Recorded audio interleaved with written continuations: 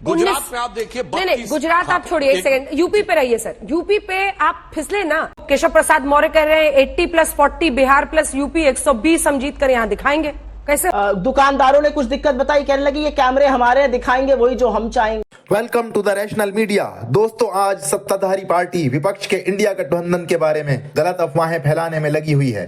सत्ताधारी पार्टी के प्रवक्ता इंडिया गठबंधन के बारे में कह रहे हैं कि ये गठबंधन टूट रहा है, बिखर रहा है और गोदी मीडिया भी भरपूर तरीके से उनका साथ दे रहा है। इसी बीच मौजूदा सरकार के प्रवक्ता सुधांशु त्रिवेदी और कांग्रेस प्रवक्ता सुप्रिया श्रीनाथ के बीच एक जोरदार बहस देखने को मिली। कांग्रेस प्रवक्ता ने इंडिया गठबंधन पर सुधांशु को ऐसा धोया कि गोदी एंकर अंजना ओम कश्यप के सुर भी बदलते हुए दिखने लगे। चलिए देखते हैं ये जबरदस्त डिबेट। बार बार समझा रहे थे, बता रहे थे कि नहीं आएंगे दोनों लड़के साथ, लेकिन अब तो सीट शेयरिंग हो गई है और इंडिया गठबंधन जिस ध्येय के साथ शुरू किया गया था सुधांशु जी, उस मकाम तक वो पहुंच गए हैं। 17 सीटों पर कांग्रेस पार्टी लड़ रही है और 63 पर समाजवादी पार्टी। आपको नहीं लगता है कि जो एंटी बीजेपी वोट्स हैं वो कंसोलिडेट होंगे, वो एक मुश्त उनकी तरफ जाएंगे, बटेंगे नहीं अब इन दोनों के बीच में? देखिए, अभी आप जो विश्लेषण बता रही थी सीट दर सीट, तो आपने सभी पार्टियों का बताया कौन कहां बन रहा, कौन नंबर 2, मगर इसमें एक लाइन बहुत स्पष्ट है। गाजियाबाद से गाजीपुर तक पूरे उत्तर प्रदेश में एक ही पार्टी है जो या तो जीती है या नंबर 2 रही है हर सीट पर। बाकी सबके लिए ये सीट है और वो सीट है।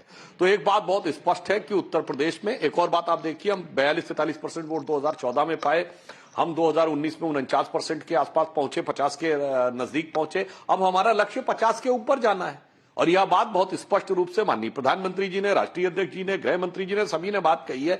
तो हमारा इससे कोई प्रभाव नहीं पड़ता कि कौन क्या सोच रहा है सीटों पर। ये पुराने जमाने की बातें हो गई कि वो समीकरण बना लेंगे, इक्वेशन बना लेंगे, जात का इक्वेशन बना लेंगे और ऊपर एक 2-4 बयान दे देंगे, उससे जीत जाएंगे। नहीं साहब, धरातल पे काम करना पड़ता है। पहले नेतृत्व होना चाहिए जिस पे जनता का विश्वास हो, फिर पारदर्शिता से के साथ प्रभावी शासन होना चाहिए, फिर संगठन पे काम करने वाला नेतृत्व होना चाहिए, कार्यकर्ता होना चाहिए, जो हम लगातार हार रहे थे। गुजरात में आप देखिए, नहीं, गुजरात आप छोड़िए, एक सेकंड, यूपी पे रहिए सर। यूपी पे आप फिसले ना। 14 से 19 में तो आप फिसले, जब एसपी बीएसपी मिलकर चुनाव लड़े तो आप फिसले ना। आप 71 से पहुंच गए थे 62 पर, 9 सीटों का नुकसान। आप उसी बिंदु पे तो सुनिए, सीटों नहीं, in terms of percentage of vote हम आगे बढ़े थे, चूंकि हम इंट्रिंसिक स्ट्रेंथ यानी अंतर्निहित शक्ति को बढ़ा रहे हैं। आप सोचिए 2009 और 10 में, 4 और 9 में हम कहां खड़े, 10-10 सीटों पे 18-19% वोट था। नेता वो होता है कि मोदी जी आके यहां से चुनाव लड़े, हमने छलांग मारी, 71 और प्लस 73 सीटों तक पहुंचे, वोट प्रतिशत एकदम से 40% क्रॉस किया, विधानसभा में 325 सीटें आई। नेता वो नहीं होता है कि लड़े और अपनी ही सीट हार के चले गए। देखिए अखिलेश जी, मैं एक बात कह दूं दोनों के गठबंधन पर, सिर्फ एक ही बात सोचिए, समाजवादी पार्टी ने गठबंधन कर लिया कांग्रेस से, जबकि चंद दिनों पहले की बात है कि वो उनको अखिलेश वखिलेश की संज्ञा दे रहे।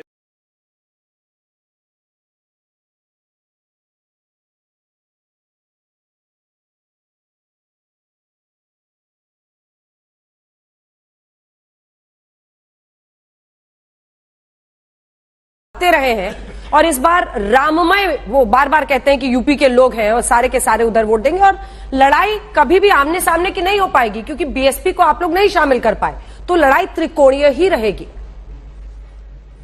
सुप्रिया जी। जी धन्यवाद अंजना जी, शो पर इनवाइट करने के लिए, और मेरे सारे को पैनलिस्ट को भी मेरा नमस्कार। बड़ी अजब सी बात है, बीएसपी और एसपी की अलायंस में 2019 लड़ा गया। ये सच है कि बहुत ज्यादा वोट ट्रांसफर नहीं हुआ, नहीं तो इससे कहीं ज्यादा सीटें आती। केमिस्ट्री जो है वो एसपी और आईएनसी के फेवर में है।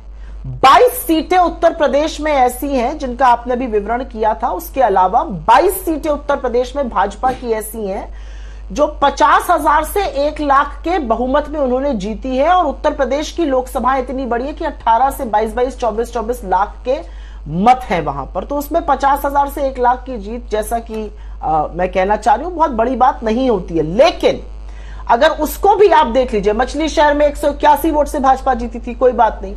जो अभी सीटें अनाउंस हुई हैं 17 हमारे साथ, उसके पहले जो सपा ने करी और एक जो चंद्रशेखर जी के लिए है, करीब 38 आई थिंक 42 सीटें अनाउंस हुई हैं, 48 सीटें, वो सारी सीटों में ऑपोजिशन को एज है। और इसलिए एज है, मैं एक छोटा सा नाम लेके आपको बताती हूं कि असलियत क्या है उत्तर प्रदेश की। और वो माहौल आपको कन्नौज के ब्रजेश पाल बयां कर रहे हैं। उन्होंने अभी आत्महत्या कर ली थोड़ी देर पहले और अपनी सारी डिग्रियां जला दी, और आत्महत्या करते वक्त एक नोट लिख गए। मैं इसका समर्थन नहीं करती हूं, नोट लिखा, इन डिग्रियों का फायदा क्या जब नौकरी नहीं मिल रही है। लखनऊ के इको गार्डन में आरओ एआरओ के लोग अभी तक पिट ही रहे थे प्रदर्शन करते हुए। अब पुलिस कांस्टेबल की जो भर्ती में पेपर लीक हो गया, वो लोग भी पिट रहे हैं। आपके चैनल ने इस बात को प्रखर तरीके से उठाया है, उस बात का साधुवाद। तो उत्तर प्रदेश में जो दिखाने की कोशिश हो रही है भारतीय जनता पार्टी के द्वारा, और जो असलियत ग्राउंड पर है, उसमें बहुत भिन्नता है। असलियत में लोग ये पूछ रहे हैं कि नौकरियां कहां है। 7 साल बाद प्रक्रिया आई थी भर्ती की पुलिस कांस्टेबल की, उसमें भी पेपर लीक हो जाता है। आज ये कहेंगे हम 80 करोड़ लोगों को फ्री का राशन देते हैं। उत्तर प्रदेश के लोग कह रहे हैं फ्री के राशन की नौबत क्यों आ रही है, कहां है रोजगार, क्यों इतनी है महंगाई, क्यों इतनी है आर्थिक असमानता। जब वो युवा भारत जोड़ो न्याय यात्रा की गाड़ी पर चढ़ के फपक फपक के रोने लगता है, उसकी बेबसी है, वो थक गया है उस सिस्टम से जो उसको नौकरी नहीं दे रहा है, झूठा दिलासा और झूठे जुमले दे रहा है। यह उत्तर प्रदेश की असलियत है। वोट शेयर चाहे देख लीजिए और चाहे आप केमिस्ट्री ऑन द ग्राउंड देख लीजिए। नगीना जैसी सीटों पर 70% से ज्यादा मुस्लिम मतदाता है, और एक बहुत बड़ी वजह इस गठबंधन में आखिरकार सीट शेयरिंग, क्योंकि एक दिन पहले शाम में अचानक वाराणसी का कैंडिडेट समाजवादी पार्टी ने सुरेंद्र पटेल को डिक्लेयर कर दिया, जिसके बाद 17 पे ही कांग्रेस पार्टी मान गई। वो सब कुछ दिख रहा था कि क्या हो रहा है, लेकिन सवाल यह है कि कई सीटें ऐसी हैं जहां पर मुस्लिम कंसोलिडेशन अगर हो गया, बटा नहीं वोट, तो आपके लिए मुश्किल हो जाएगी। और आपके तो केशव प्रसाद मौर्य कह रहे हैं 80+40 बिहार प्लस यूपी 120 हम जीत कर यहां दिखाएंगे, कैसे होगा? देखिए, जो आप बात कह रही हैं वो बिल्कुल ठीक है। इनके गठबंधन या जो ये विपक्षी दलों गठबंधन का क्या उद्देश्य, वही है ना कि 20% पक्का है, 20% अपना है और 80 को टुकड़े टुकड़े करना है। तो सारी की सारी जो तथाकथित रणनीतियां वो इस मुद्दे पे है, परंतु अक्सर ये रणनीति सफल नहीं होती। एक और कॉन्स्टिट्यूएंसी है जहां 70% मुस्लिम है, रामपुर। और याद करिए बाई इलेक्शन में हम रामपुर जीते। सोचिए, अभी शशि शेखर जी जो बातें बोल रहे थे, उससे मैं एक बिंदु लेता हूं। कुछ सीटों का नाम लिया, साहब हम आजमगढ़ भी जीते और आजम खां का गढ़ भी जीते। ये तब है जिन सीटों पे कहा जाता है कि मुस्लिम आबादी सबसे ज्यादा है, जो सपा के लिए सबसे सेफ मानी जाती थी। और पिछले चुनाव में क्या हुआ कि डिंपल जी भी चुनाव हारी और राहुल जी भी चुनाव हारे। तो यथार्थ यह है कि हम जिस दिशा में आगे बढ़ रहे हैं, हम सबका साथ सबका विकास के साथ चल रहे हैं, और ये टुकड़े का जोड़ जोड़ के जो जिक्सा पजल होती है ना कि ऐसे बना के कुछ हमारा हो जाए। ऐसा है अंजना जी, सुधांशु जी कुछ शब्दों का चयन करते करते कह गए इधर उधर के टुकड़े लोग जोड़ रहे हैं। भाई आप भी कुछ टुकड़े जोड़ लीजिए। क्या हो रहा है आरएलडी के साथ, क्या हो रहा है जेजेपी के साथ, क्या हो रहा है जेडीयू के साथ, क्या हो रहा है एलजेपी के साथ, क्या हो रहा है जेडीएस के साथ। अरे 38 का कुनबा तो आपने भी जोड़ा है, आप भी तो अपनी कोई सीट वीट शेयरिंग करते हुए दिखाइए। सुनने में आ रहा है बड़ी टक्कर मची हुई है, उस पर भी 2 शब्द बोलिए। अंजना जी, आपने मुझसे पूछा कि बिहार में जो एक यूनिटी ऑफ जो ऑपोजिशन थी, इंडेक्स ऑफ ऑपोजिशन यूनिटी, उसके तहत जीत हुई। देखिएगा इस बार उत्तर प्रदेश का चुनाव, और यह मैं किसी कारण से कह रही हूं, उत्तर प्रदेश का चुनाव कोई अकेला किसी खो में रहकर चुनाव नहीं होने जा रहा है, पूरे देश में चुनाव होगा। जिन किसानों को आप नक्सलवादी और आतंकवादी कह रहे हैं, जिन किसानों पर आप ड्रोन से ढूंढ कर आंसू गैस के बम के गोले छोड़ रहे हैं, जिस 7वें किसान की आज शहीदी हुई है वहां पर, जिस 21 साल के शुभकरण सिंह की हरियाणा की पुलिस की बर्बरता से हत्या हो गई, आज मुद्दा यह है, आज मुद्दा यह है कि सत्यपाल मलिक जो यूपी का बेटा है, जब वो खड़ा होकर आपसे सवाल पूछता है तो आप उसके यहां रेड करा देते हैं।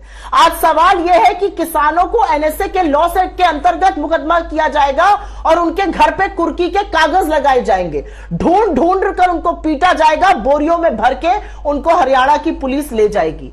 अंततोगत्वा ये सारी बातें एक तरफ है, असलियत यह है कि इस देश के जो मुद्दे हैं उनसे ध्यान भाजपा हटाना चाहती है। आप एक नहीं, आप 100 बार बूथ मैनेज कर लीजिए, जब जनता बदलाव करना चाहती है तो उखाड़ फेंकती है, ये याद रखिएगा आप। और यही होगा इस बार। किसानों के खिलाफ जो आप कर रहे हैं, जो बेरोजगारों के खिलाफ षड्यंत्र कर रहे हैं, और जो इस देश में लोकतंत्र की आपने त्राहिमाम मचा दिया है। मैं 2 चीजें इस पर बोलना चाहती हूं और ये बोलनी जरूरी है, 30 सेकंड में ये बात मैं बोल के खत्म कर लूंगी। आज की तारीख में सुप्रीम कोर्ट कहता है इलेक्टोरल बॉन्ड जो है वो बिल्कुल खराब चीज है, लोकतंत्र के लिए खतरा, उसको खत्म किया जाए।